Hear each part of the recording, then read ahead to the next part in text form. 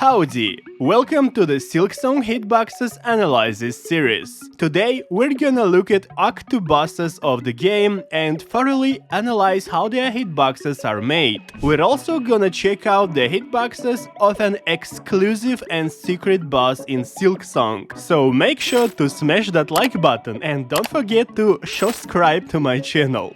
Let's get started. Oh, and a small technical note before we begin. As you probably remember last time, some of the bosses, Lace for example, were not rendering colliders of certain attacks. The same issue actually exists in the vanilla game debug mode because for some reason Team Cherry didn't include those colliders in the debug code. Thus, this time I've modified the code of my custom mod to display those hitboxes as well. And now it properly renders all the possible hitboxes and colliders in the game. Once again, my mod is available on the Nexus mods, and if you want to try it yourself, I'll leave a link in the description below. Let's move to the first boss of Act 2, Cogwork Dancers. This one is a creative and engaging fight, or should I say a delicate dance. Funny thing, bosses are named as Dancer A and Dancer B in the code. And of course, both of them has the same body colliders. And I've also noticed that Thrust attack has a noticeably smaller collider than the actual texture. However, the Swing attack collider after they land is pretty accurate. And for some strange reason, it has a gap in the center. What's also interesting is that when the Dancers performs a chaotic attack from different angles, their hitboxes are pretty thin. I guess once again Team Cherry makes hitboxes smaller to make the battle less punishing. Sometimes they'll also come together in the center of the screen to unleash a large array of slashes. And just as you would expect, it has a single large sphere attack collider. Other than that, nothing special. What makes this boss fight hard is the tempo that increases with each phase, just like in the real dance.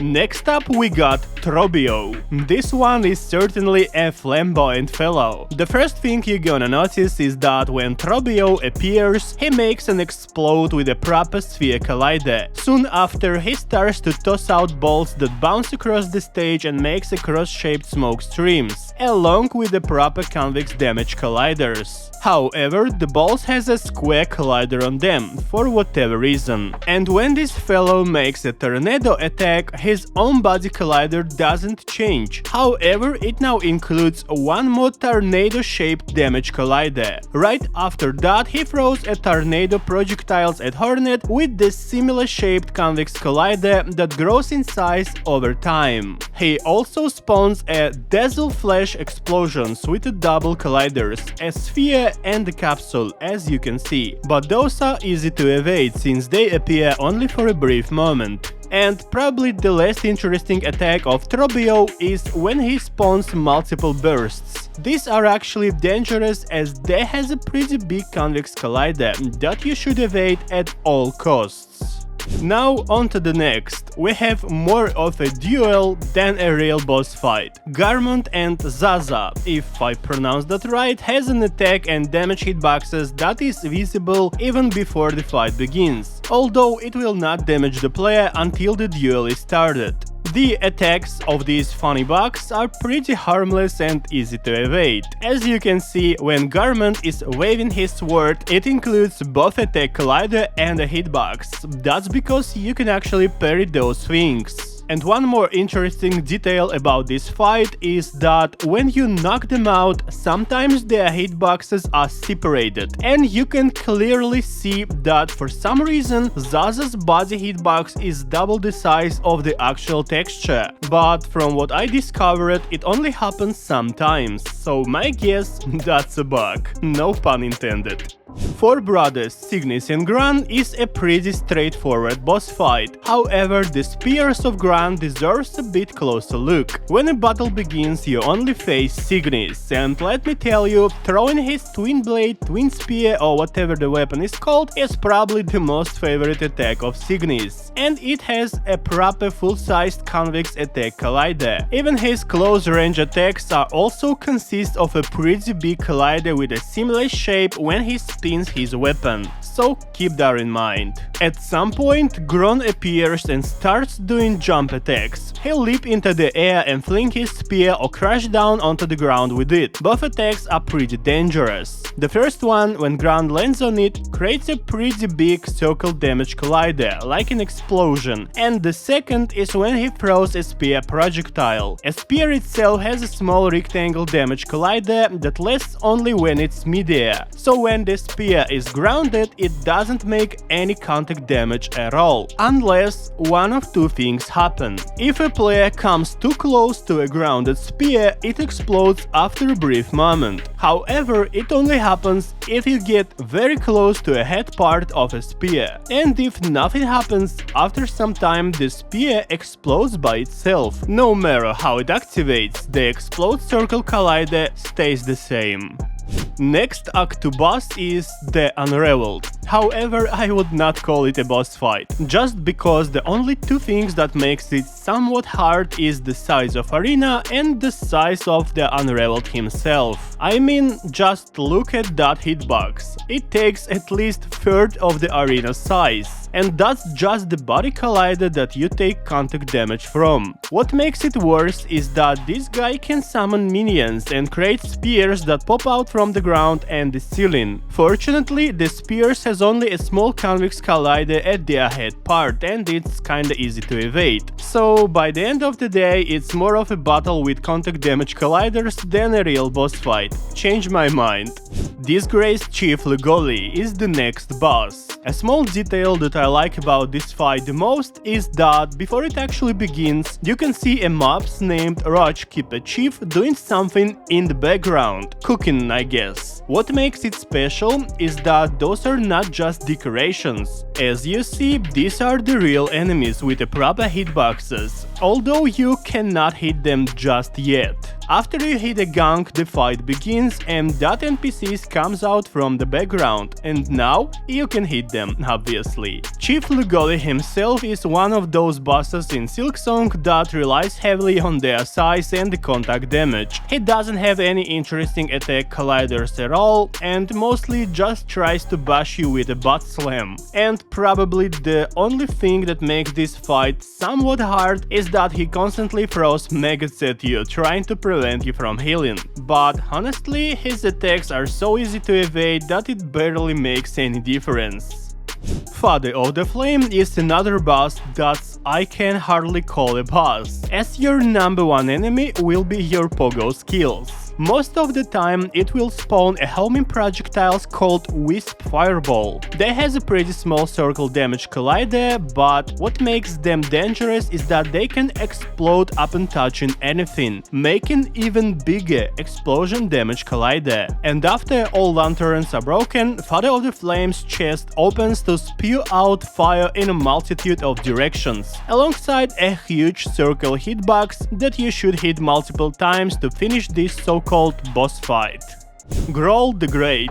I bet y'all like the backtracking this boss has, because whenever you lose, you have to travel a long path to the boss arena. Oh, I love that. What makes it worse is the huge body hitbox that Groal has, and a lake full of maggots at the bottom. What a wonderful boss fight. And one of the most annoying attacks of Groal is when he spits a swamp shaman projectiles at you, though for some reason they has a rectangle collider instead of a sphere, once again. And after a brief moment they of course explode with a big sphere damage collider. Also, sometimes during the fight a big spike ball will appear. What makes it stand out is the fact that it has an attack collider, you can tell by the color. But at the end of the day, I think the fight is pretty fun. Like, come on, this thing can literally swallow Hornet, a truly unique experience. Voltvyrm is yet another enemy that is in the boss list for whatever reason. I mean, it has only two attacks that you should evade: vertical electric elements and smaller electric orbs that scatter across the arena in various places. that's it. I guess, at least to make it possible to fail this fight, the damage colliders here are made as huge as possible. They are so big that sometimes can even overlap. Aside from that, nothing special. Okay, Raging Conchfly is pretty much the same as Conchfly's boss fight in Act 1. It has a similar hitboxes, a similar attack patterns, and overall it's just the same fight all over again, but this time against one boss instead of two. And probably the only thing that makes this fight special is that Raging Conchfly moves much faster.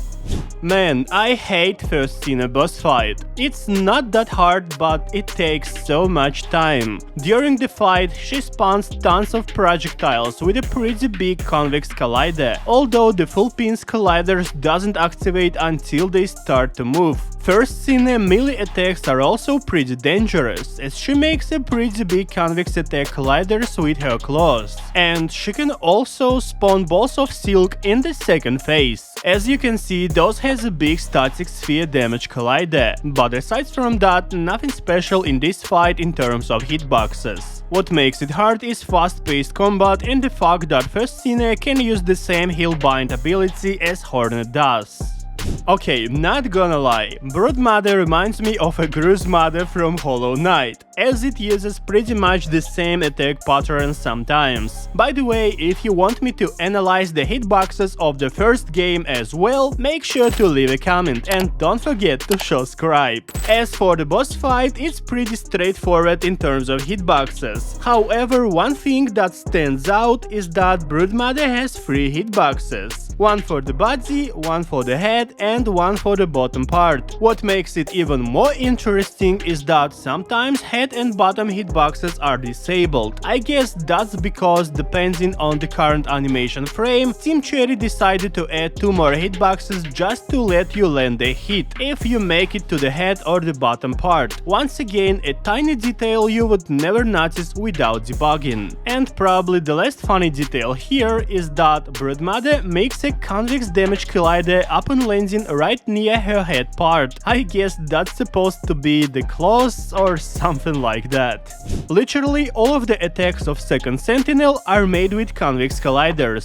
The spin, the slash, the projectiles, and even multi-hit. This one is actually reminds me of one of the Lace's attacks, and it has a similar collider. Of course, second Sentinel is not a direct copy of attack patterns, but I guess it was heavily inspired by Lace. It's also one of the few boss fights in the game where you can see an X-shaped convex collider. To be honest, it reminds me of an Xbox logo.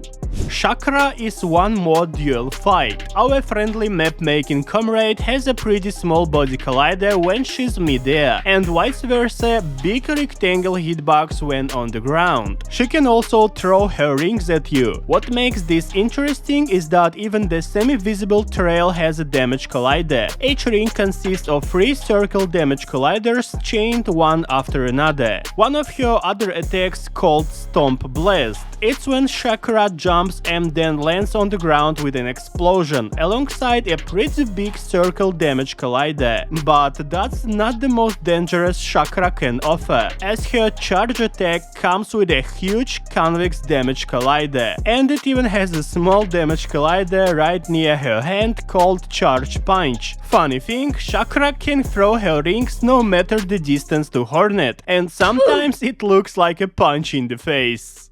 Our next boss fight takes place on a dramatic field of white flowers, and of course, that's the rematch with Lace. The fight itself is mostly the same, however, just like I said, this time I made my hitboxes mod way better, thus it now properly renders all the hitboxes and colliders of Lace. Take a look at this one for example. It's a slash attack that happens mid-air, and it has a pretty long convex collider. As you can see, it's also shaped as a sword, and Lace can perform pretty much the same attack when on the ground. And even though it looks dangerous, let me tell you, it's actually easy to evade, as Lace always provides visible hints as a precaution for those attacks. At some point, probably at the second phase, Lace will start to make an AoE AoE explosions behind her as she dashes through the air. Those has like a capsule damage collider and it appears for a very short time. She'll also telegraph a bunch of slashes with a sparkle of light, a la Phantom, and that one has a huge circle damage collider, just like you would expect. Other than that, the fight and her colliders are mostly the same.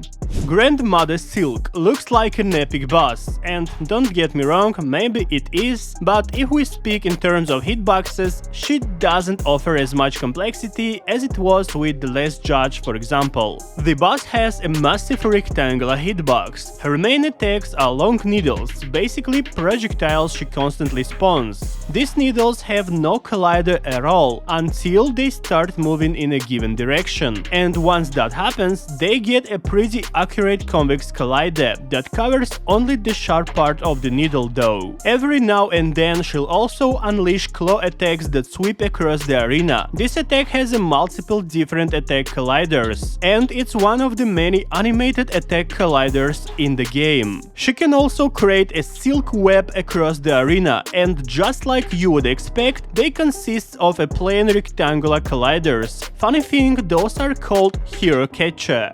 In the second phase of the fight, Grandmother Silk begins disappearing for a brief time. During this period, rocks will collapse from the ceiling, and as you can see, it consists of multiple huge colliders. Time to time, she can also summon spikes to rise up from the ground, but instead of having a complex convex colliders, the spikes has a single big rectangle collider. And that's pretty much it, nothing else for this fight. Unlike the Last Judge, Grandmother Silk has literally one attack that involves an actual attack collider. Any other damage she makes is a contact damage. And with the final Act 2 boss, it wraps our today's video. This time I was kinda caught in between being surprised and a bit underwhelmed. The Act 2 bosses feels more like a preparation for something bigger. Not gonna lie, I already have tested some of the bosses of Act 3, and those are the real ones.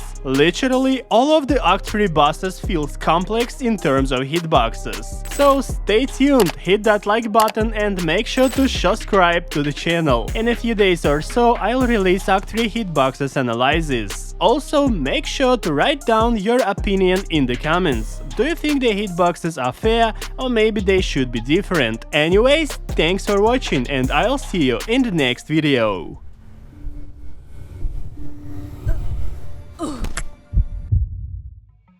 Now we have a secret boss in Silksong, a summoned savior. You can only face this one in a Steel Soul mode. Fortunately, it has an easily predictable attack patterns and a quite large hitbox. Summoned savior's main attacks include swinging a tentacle whip and summoning spinning razor saws on the ground. As you can see, those has a quite big circle damage collider, so stay away from that. It can also turn into a razor saw mid-air, making a huge circle damage collider. As for the projectiles, it shoots tentacle projectiles that has a proper convex colliders on them. Occasionally, Summon Savior can charge at you, with a razor-shaped convex collider alongside it. What makes this fight even more challenging, well, aside from the fact that you are playing on the Steel Soul mode, is that Summon Savior doesn't give you any silk when you attack it, so I only can wish you a good luck with this fight.